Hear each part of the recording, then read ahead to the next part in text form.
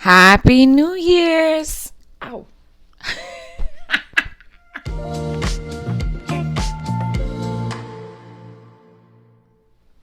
Good morning, good afternoon, good evening. How is everybody doing? I got this shirt for Christmas, guys. I was telling my aunt how she has all of this Bronx stuff, and I don't have any Bronx stuff, so she bought me a Bronx native shirt. And then look at the back. You can't really see it. I don't know why I'm putting the mic back there.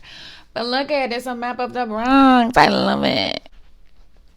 But yeah, so I have my Bronx shirt on. And today I wanted to share with you guys my top 10 books of 2022. And let me tell you, that was hard. I was trying to put them, and not that what am I talking about? I read, let me be honest, it's a little shameful. But last year was my first year, being an active booktube member, or I hope so. Anyway, I only read 19 books last year. I know, appalling. It's so sad.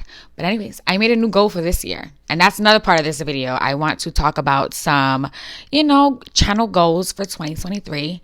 I think I have at least 3 goals. I think that's manageable. And yes, the top 10 books of 2022. And I read really good books last year. And I'm not a hard critic. Like, the book has to be really hard to get through for me to say that it's not a great book. So we're going to start this from number 10, and then we're going to work our way up to my favorite book of the year. We are going to start with book number 10. Well, you get it. The first book that I am going to put on here is The 7 Husbands of Evelyn Hugo. I really enjoyed this book. I probably would have given it a higher rating had the ending not been the way that it was. The ending kind of threw me off. I was so upset for the reporter. Should be the reporter. I know I read this book a little while ago, but yeah, The 7 Husbands of Evelyn Hugo. You really just are basically sitting down with Evelyn while she tells you her life story and how she had 7 husbands and why she had 7 husbands and who her true love really was. And through all of that, it really felt like a book that, it was just juicy gossip that your friend was telling you, so you can read that book really quickly. It kept me engaged. I read it quick. I enjoyed it. Number 10. Number 9 goes to The Last House on Needless Street. Now, this book had me guessing from the beginning all the way to the end. I want to say to the end. I kept on thinking it was just all these different things that were going on with this person that lives on the last house on Needless Street. It's him and his cat and his daughter Lauren, and then you get another perspective of Dee. And again, I'm trying to remember this from a while ago. Let me not talk with my hands so much. But yeah, no, I felt like, now this book has trigger warnings, but if you give a trigger warning, it's just going to kind of ruin the book. But most books have trigger warnings, in my opinion. I don't know. These days, people get triggered about everything. And I mean, even me saying people get triggered about everything might trigger somebody. So I don't know. That book, yes, there's definitely trigger warnings in that book. At one point, I thought that this guy was like, so, I can't say anything. If I say what I thought, and now that you know that it's not that, you're going to think it's something else. It was good. It was such a good book. It kept me engaged the entire time. I was trying to figure out what was going on with this guy and his cat. The cat's perspective was interesting, and that's all I'm going to say about that.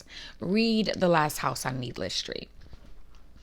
The number 8 slot goes to Ninth House. Really enjoyed this book. I would have put it higher, but I have some really good books on my list, so it has to get to the 8th spot.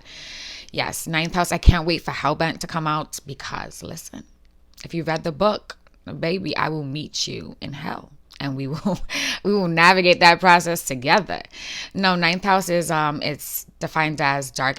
Should I say academia or academia? How do you say that? Somebody let me know in the comments down below. But it falls under that category. And I know I mentioned that there wasn't ghosts in a lot of books that I read, but Ninth House does have ghost. And I believe the woman's, yes, Alex Stern is the protagonist, and she sees ghosts. She sees ghosts and she calls them grays. And it's very interesting, her connection with these ghosts and what she can do with the afterlife. And this is why Yale University asks her to come join their secret society so that she can keep an eye on what's going on within that secret society, if that makes sense. Yes. But anyways, there's a lot of messy things that go on. And one of the people, like, one of the guys goes missing and I have to go get him. So, yeah, part 2. I'm ready for you. Number 7. My number 7 spot goes to, and I finished this, I swear to Bob, finished this December 31st. And I was like, whoa. This was my November TBR, guys, and I finished it December 31st. And I will say, it's Black Sun, by the way, Black Sun. Boom. It took me a while to finish it because I was listening to other books as well. But also, a lot of times when I'm reading a longer book that has a lot of world building, a lot of characters, a lot of things going on, I like to take my time. I want to feel what's going on. Also, like I said, I was listening to The Journey of Crazy Horse, and for some reason, I really wanted to finish listening to that book before I finished reading Black Sun, just because it tied everything together for me. Black Sun is basically about pre-Columbian America. So if you just think about religious tribes or the indigenous people that lives in the Americas, how they had different tribes and different societies, different, religions that they believed in. And I don't know, you have to read it. It's such a good book. I mean, yeah, like it's such a good book. It has like magical creatures or just magical. Even some of the people that they described, I was like, is this person like like Avatar? Like, that's interesting. I don't know. It's a good book. And I feel like I don't describe these books well because I don't want to give anything away. But the end, I will tell you this, the end, that was the sickest fight scene that I have read in a while. I was just like, yeah. I could picture it. And I was like acting it out to my girlfriend, like, oh, this is what happened. And he looked at him and was like, you lied to me, and like ripped his head off. I was like, whoa. It was good. And now the next book, there's part 2, is Fevered Sun. I don't know. I'll put it up here. I forget the name of it, but it was good. Basically, it's like, I don't know how to describe it. So it's like they're waiting for, oh my gosh. Let's say there's a set religion, right? And there's cultists that want the old ways back, and they are bringing a god. They're a god of their making to make sure the old ways come back. If I'm not explaining that right and you read Black Sun, you go ahead and you explain that in the comments below. But yeah, read the book. It's good.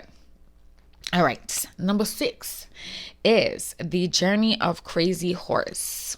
That is a nonfiction book. And I didn't tell you what any of these books were. So there's 7 Husbands of Evelyn Hugo. I think it falls under historical fiction. The Last House on Needless Street is horror. Ninth House is more fantasy. Black Sun is like fantasy, magical realism. And then The Journey of Crazy Horse is nonfiction, like I said. And that book was narrated by another Lakota that grew up in the same community as Crazy Horse, right? So he really he told the story of Crazy Horse and how he grew up from a child until his adulthood.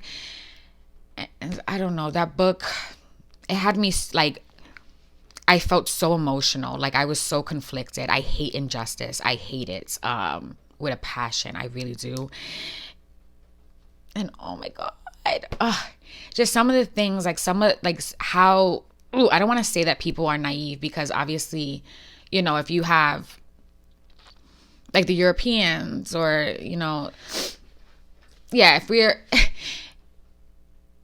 we're more advanced in technology, obviously, other people are at a disadvantage. And I don't know, it was just sad to see how they were so curious, or at least Crazy Horse was so curious to know who these people were, but also at the same time grew up with them. Because remember, they came to America, Europeans came to America. Crazy Horse was, Jesus, Karen, I'm all over the place. We had been colonizing America for a few generations by the time Crazy Horse was in the picture. So he was, interested in the European goods, like the pottery and their horses, and just like different things that they had, the conveniences that they had that they didn't have. So I don't know, it felt like the way that he described the Crazy Horse's feelings, it was like somebody coming into your home and just fucking your things up and then saying it's theirs, and it was just sad to listen to. And then you see also how they rebelled as well, and how natives attacked the, people that were trying to live in the Americas because they didn't want them here. And there was this language barrier, and they were fighting back and forth. But to make a long story short, this is a good book. And if you really want to understand how, I don't think that you could understand how somebody would feel. I don't, not in this given situation. Needless to say, it's a good book. And I'm going to hate this when I'm editing it. I'm going to hate it. But we're going to keep going. Number 5 on my list is The Invisible Life of Addie LaRue. I know there's some people love to hate this book. And then I listened, because I like constructive criticism on certain things. Like, well, not from me personally, I like it, but I'm not saying I'm the one that's receiving constructive criticism. What the fuck is wrong with me today? Everybody's criticism, well, most people's criticism with the book was that they felt that it was too long. It was too long, and I don't know. I mean, I guess it drags with, Addie's experiences and stuff like that. But for me, that's exactly what made the book. Addie is living for 300 years. She made a deal with the devil, or with the demon, whatever you want to call him. I think he's a devil. And, they're trying to show us how sometimes the things that you want are not actually what you want. And throughout these years, you saw in different ways how, I don't know, he was mocking her. He was essentially mocking her and letting her know that her choice was a shitty choice. Like, she's learned her lesson, The ending was a little bit weird. I felt like there's a romance part, and if you read this book, you know what I'm talking about, that I feel like if it was going to happen, it should have happened halfway through the book, not so much towards the end, because I just didn't get it. But I love the book. Like, when I say this book is so good, the writing is superb. It's great. I love it. And that's why it gets the number 5 spot. Number 4 is Cast. It's also a nine. It's also a non-fiction book. And The Invisible Life of Addie LaRue is historical fiction. Cast is non-fiction. And Cast basically just talks about the caste system that we all know is there, but pretend that is not. Yeah. It's essentially what it talks about. And oh my gosh, there was some points in this book that just blew me away. Did you know that, am I allowed to say Hitler? I don't know. That, well, he used the American,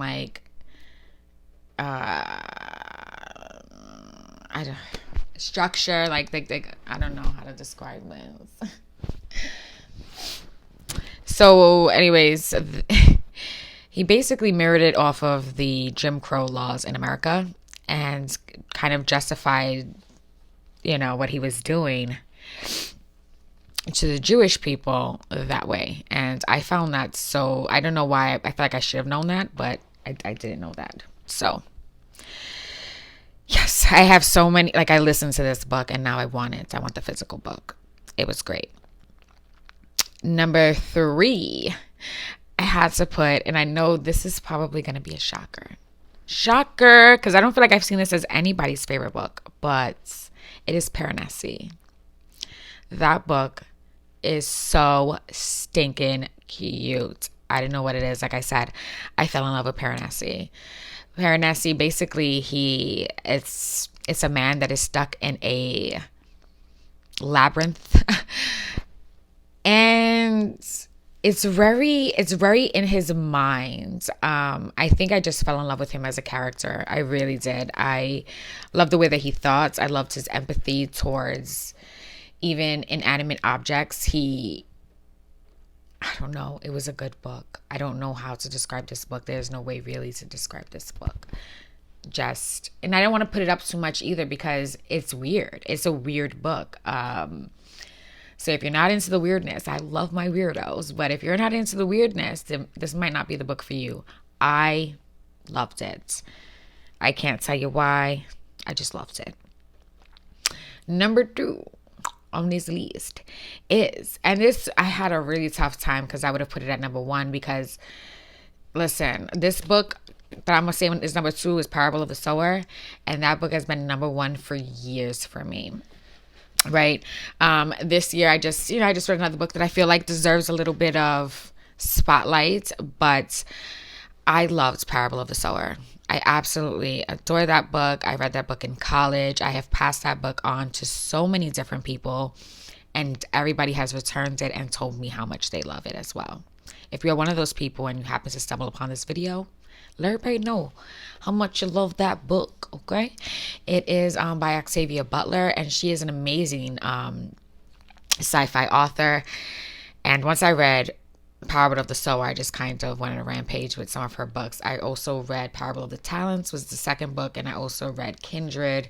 And then I bought my girlfriend a few of her books, and I have yet to read those, but I would love to. So she's a really good writer. And Parable of the Sower, if you are, there's so many, it's dystopian America. So just imagine, just think about what we did when it was 2020 and we all needed toilet paper. I thought it was the most ridiculous thing ever. I don't, listen. Toilet paper would have been should be the least of people's worries. I'm just going to say it like that. If you have some water, listen, use your imagination, but toilet paper. So if people get like that, just imagine if there was no police and there was no barriers between you and someone else that wants to take what you have. That was a good book. And number 1 is going to go to The Goldfinch. It has to go to The Goldfinch. I don't know. That book stood with me. It took me a long time to read it, but I loved it. And I want you guys to love it too. And The Goldfinch is a coming of age story about a kid named Theo who loses his mother fairly early on in the story. And you see how he loses his mother. His dad is not the greatest, and he has to go live with his dad. And you see how he navigates that whole process and how different his life with his dad is. And then you see how Theo grows up and who he grows up to be. And he does work in an antique shop. And I just think I love the fact that Donna Tartt, she's an amazing writer. I felt like I was walking down the streets of New York City, like, And I'm sure she mentioned some spots that are actually there. I'm sure. Also, the fact that he works in an antique shop, like, my little museum heart. And then the fact that his mom loved museum stuff. And the fact that The Goldfinch is a museum piece. I don't know, just all of it. It's all of its geekiness, I just loved it. I loved it. Donna Tartt is a great writer. And it was my number 1 book for 2022. And I just wanted to log that. I want to say, before I let you guys go, that my 2023 reading year seems to be starting off great. I don't know if it's because of the book I picked, but I read I'm Glad My Mom Died by Jeanette McCurdy. I read that book because I watched iCarly with my kids and I was interested. I started on the first, I finished it on the second. I could have finished it on the first, but you know, mama's hungry and I like to go to the supermarket and get a whole bunch of like cute food. Anyways, I'm explaining too much. I was cooking away this weekend, so I didn't read as much as I had wanted to, but done. That book is finished. And then now I'm reading Kiss Her Once for Me. And that book is so cute just because I feel like I need something that warms my heart. Let's try something new this year. And then quickly, I wanted to share with you guys some goals that I'm going to try to stick with, or I'm going to try for this, stick with. I have some goals for the channel. So, goal numero uno is to read 100. I don't know if this is for the channel or for me personally, but I'm hoping to read 100 books this year. Okay? Hold me to it. Hold me to it. I also want to be consistent with my posts. So I'm hoping to post at least one video a week.